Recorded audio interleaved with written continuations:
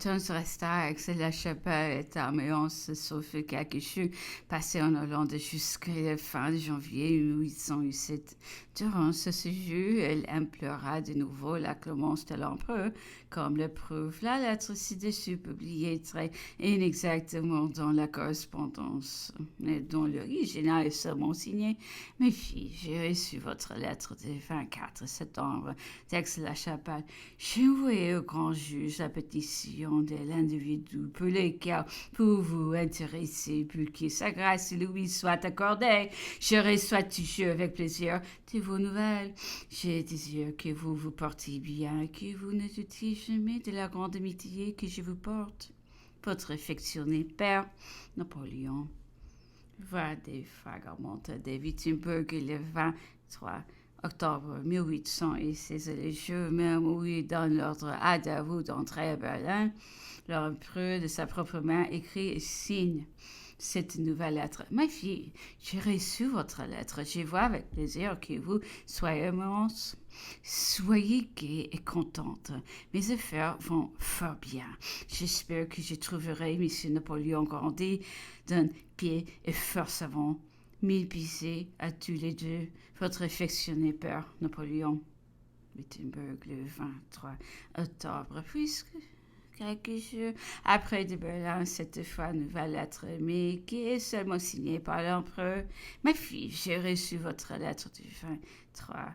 Je vois avec plaisir que vos petits enfants grandissent et que vous êtes contente. Mais vous ne doutez pas de l'amitié que j'ai pour vous et du plaisir que j'aurai de vous voir, votre affectionné père Napoléon.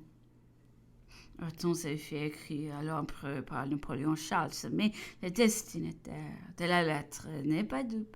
Dès là, se pécherait à espérer par des mots maternels. Et M. de Bretagne dans sa réponse dans ces lettres, un édit de Napoléon Ier. L'original est signé par l'empereur, mais écrit de la main d'un secrétaire. Ma fille, j'ai reçu votre lettre, j'ai lu celle de Napoléon. J'imagine que vous lui avez conduit la main. Il n'a pas assez d'esprit pour dire de si belles choses. Votre affectionné père, Napoléon. Hortense instinct le soir d'accompagner sa mère là où, disait-on, l'épée devait se conclure. La lettre suivante signée, mais non autographe, lui causa une déception.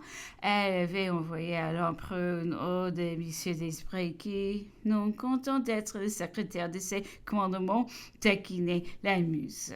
Ma fille, j'ai reçu votre lettre du 21. Ne doutez pas du plaisir que j'aurai à vous voir, mais l'impératrice ne part pas encore. Vu mon voyage de Pologne où je serai occupée pour quelques jours, je reçois votre lettre du 22 avec une ode qu'a fait M. Després sur la bataille d'Iéna. Il me parut bien, votre affectionné père Napoléon.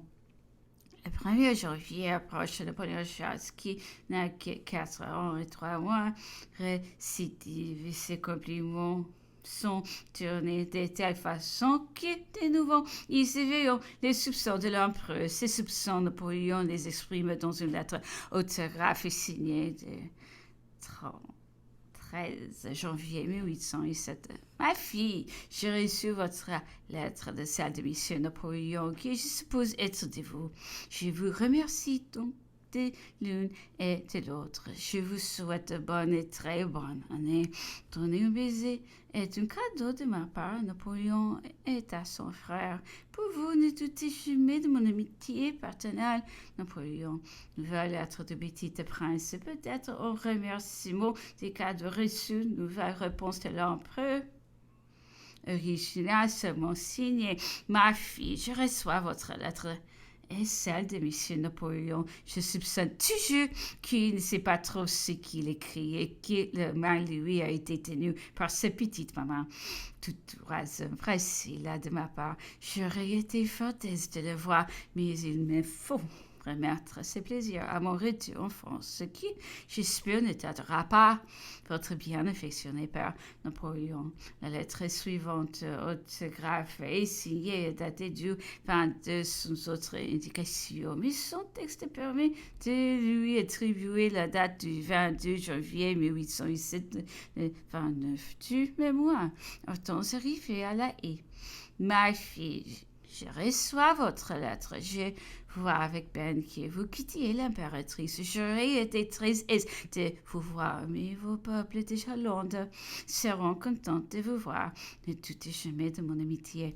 Il n'a pas de borne. Mes baisers au petit, votre affectionné père Napoléon.